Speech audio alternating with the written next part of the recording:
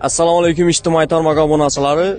Mana bu Yangiariq tumani Kattavoq qishlog'ida bir qancha turdagi tandirlarni ko'rsatib o'tamiz hozir. Bu tandirlarni yasidin brat bilan intervyu olamiz. Qurib berish, dastlabki masalani ko'rib o'tasizlar. Assalomu alaykum, yaxshimisiz? Harmon. Tandirlarni bir-birisidan qo'shaloqlarni taxlab tashabsiz-ku yana.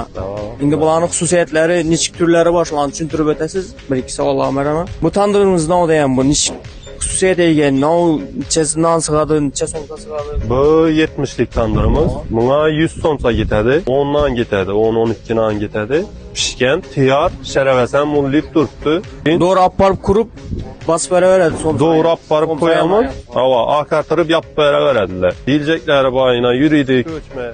Yine görüyenlerinizin tayar tandır, doğru işçilerinizi apparıp kurup yapaverasizlar yine. Ekkelip gösterip yine.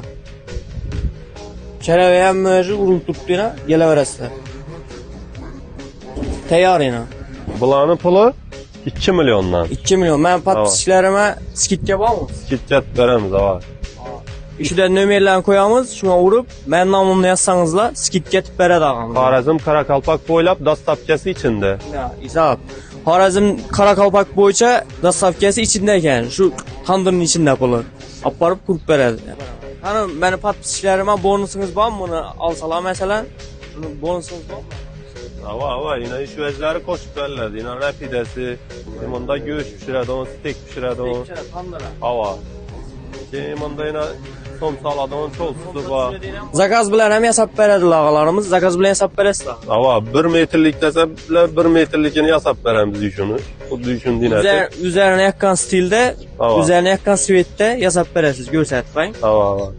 Şimdi taxlap veremiz, aytkanlarını yet pişirip veremiz. Aytkan xildeyim, az aykasını uğup veremiz. Ben aytıp kesənizlə, skitkeler var. İşte telefon nömerlerini koyamam, bağlana verəsizlər.